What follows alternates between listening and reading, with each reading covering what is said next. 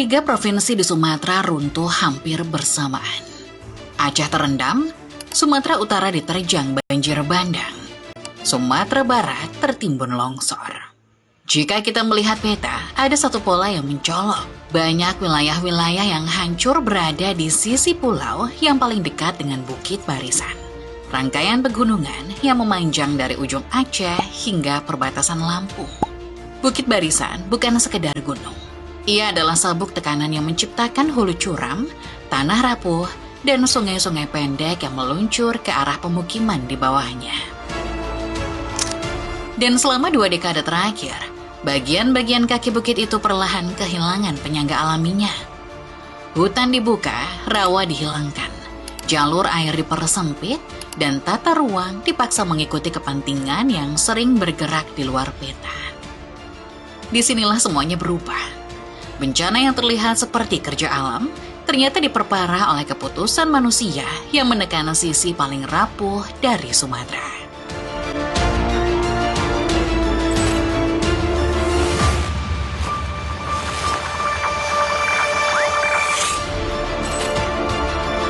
Bencana yang melanda Aceh, Sumatera Utara, dan Sumatera Barat bukan hanya soal hujan ekstrim. Di balik permukaan, ada rangkaian kondisi yang sudah lama terbentuk. Sistem sungai yang pendek, aliran air yang ganas, dan dataran rendah yang selama puluhan tahun ditempati tanpa memperhitungkan daya dukungnya. Ketika cuaca Samudra Hindia berubah dan membawa curah hujan besar, wilayah ini menjadi titik pertama yang tidak mampu menahannya. Tetapi yang membuat bencana ini membesar adalah kenyataan bahwa penyangga alam seperti hutan, rawa, dan jalur air sudah hilang sedikit demi sedikit yang dimulai sejak lama. Karena itu, sebelum membahas politik dan kebijakan, kita perlu memahami hal yang lebih dasar. Kenapa bentuk tanah Sumatera memang membuat wilayah ini begitu rapuh saat tekanan datang.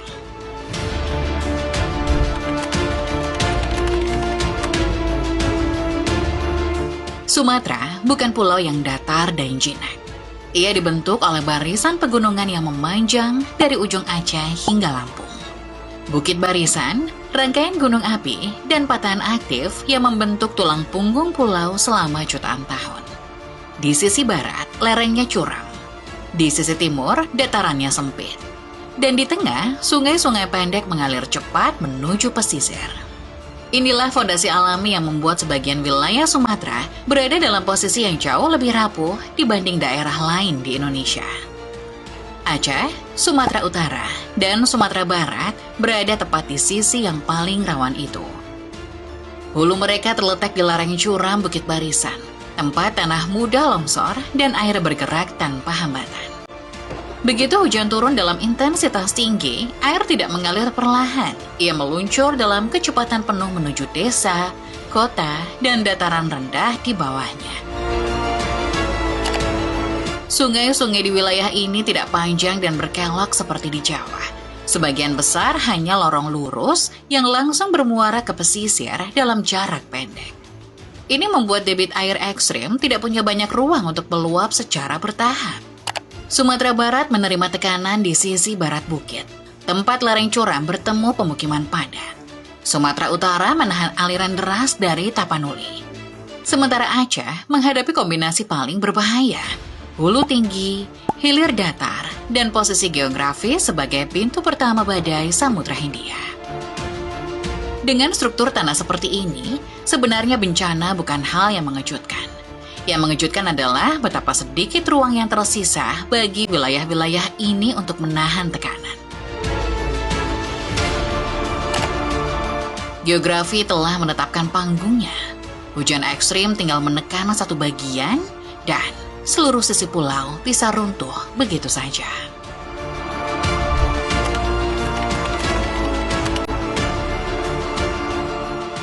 Lereng curam dan sungai pendek membuat Sumatera memang mudah jebol. Tetapi sesuatu dari luar pulau inilah yang menekan tombol awal bencananya. Sesuatu yang bergerak dari Samudra Hindia dan meningkatkan peluang hujan ekstrim jauh di atas batas normal. Memasuki akhir November 2025, indikator atmosfer menunjukkan pola yang mengarah pada cuaca basah. BMKG mencatat adanya kombinasi fenomena. Aktivitas Medan Julian Oscillation atau MJO yang berada di fase mendukung pertumbuhan awan, gelombang Rossby dan Kelvin, serta pemanasan suhu permukaan laut di wilayah barat Indonesia. Tidak ada satupun faktor yang menjadi penyebab tunggal, tapi bersama-sama ketiganya menciptakan lingkungan atmosfer yang sangat mudah melahirkan hujan ekstrim. Tekanan cuaca ini terlihat dari bagaimana beberapa negara di kawasan Samudra Hindia mengalami bencana hampir bersamaan. Sri Lanka dilanda banjir dan tanah longsor brutal akibat hujan deras yang dipicu siklon tropis Ditwa. Beberapa hari kemudian, Thailand bagian selatan mengalami banjir luas dan longsor di wilayah pegunungan. Peristiwa ini tidak membuktikan jalur cuaca yang linear dari satu negara ke negara lain, tetapi menunjukkan satu hal penting. Wilayah Samudra Hindia sedang berada dalam fase cuaca yang tidak stabil. Dan ketika massa udara lembab itu bergerak ke timur dan tiba di Sumatera, ia bertemu dengan sesuatu yang tidak dimiliki Sri Lanka maupun Thailand, Bukit Barisan. Dinding pegunungan itu memaksa awan naik dan memadat, menjatuhkan hujan dengan intensitas tinggi tepat di atas tanah yang sejak lama dikenal curam dan sempit. Hujan yang turun di Sri Lanka menghasilkan banjir di kota datar. Tetapi ketika hujan yang sama jatuh di Sumatera, air melesat dari ketinggian, berputar di lembah sempit, lalu menghantam dataran rendah dalam hitungan menit. Tekanan atmosfer dari Samudra Hindia bukan satu-satunya penyebab bencana ini. Namun tanpa tekanan itu, kejadian di Sumatera tidak akan pernah menjadi sebesar ini. Dan tanpa kondisi pulau yang sudah rapuh, tekanan itu tidak akan berubah menjadi tragedi.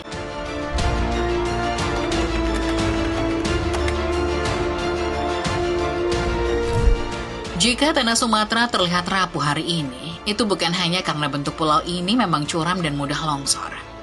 Kerentanan itu lahir dari perubahan besar yang terjadi selama 2 dekade. Perubahan yang awalnya pelan, nyaris tak terasa, namun akhirnya meledak ketika hujan ekstrim datang menghantam. Data lama menunjukkan sejak 1985, Sumatera telah kehilangan lebih dari 12 juta hektar hutan alam. Itu berarti hampir setengah dari hutan yang dulu menjaga pulau ini kini hilang. Hutan rawa, gambut, dan hutan dataran rendah yang seharusnya menjadi spons alami ketika hujan turun, justru berubah menjadi perkebunan, lahan industri, dan perluasan pemukiman. Dan kerusakan itu tidak berhenti. Data terbaru menunjukkan bahwa pada tahun 2024 saja, Sumatera masih kehilangan 78.030,6 hektar hutan. Angka yang mencapai 44,5% dari total deforestasi Indonesia tahun itu. Riau menjadi provinsi dengan kehilangan terbesar, diikuti Aceh, Jambi, Sumatera Utara, dan Sumatera Barat yang juga mengalami deforestasi signifikan. Kerusakan ini bukan sekedar hilangnya pohon, ini adalah hilangnya penyangga air, penopang lereng, dan pelindung bagi ribuan pemukiman. Di Aceh, rawa pesisir yang dulu meredam luapan sungai kini tinggal sejarah, digantikan industri migas dan gudang-gudang baru. Ketika rawa hilang, air dari perbukitan tidak lagi tertahan. Ia langsung menghantam dataran rendah dengan kekuatan yang seharusnya sudah mereda. Di Sumatera Utara, hulu daerah aliran Sungai Tapanuli melembah karena permukaan hutan dan tumpang tindih izin. Lereng yang kehilangan vegetasi berubah menjadi jalur longsor. Begitu hujan deras turun, tanah runtuh dan melaju sebagai banjir bandang yang tidak memberi waktu bagi siapapun untuk menyelamatkan diri. Sumatera Barat menghadapi tragedi klasik. Rumah dibangun di kaki bukit yang rapuh. Ketika tanah jatuh, ia bukan hanya membawa batu dan lumpur, tapi juga keluarga, cerita, dan masa depan yang hilang dalam hitungan detik. Semua ini bukan teori. BNPB mencatat, hingga video ini dibuat, sudah ada 600 korban jiwa dan 464 orang hilang di 3 provinsi, Sumatera Utara, Aceh, dan Sumatera Barat. Setiap angka itu adalah seseorang yang hidupnya bergantung pada tanah yang sudah kehilangan kekuatannya. Cuaca ekstrim boleh datang dan pergi, tetapi keputusan manusia di masa lalulah yang membuat Sumatera tidak punya pertahanan ketika badai itu akhirnya tiba.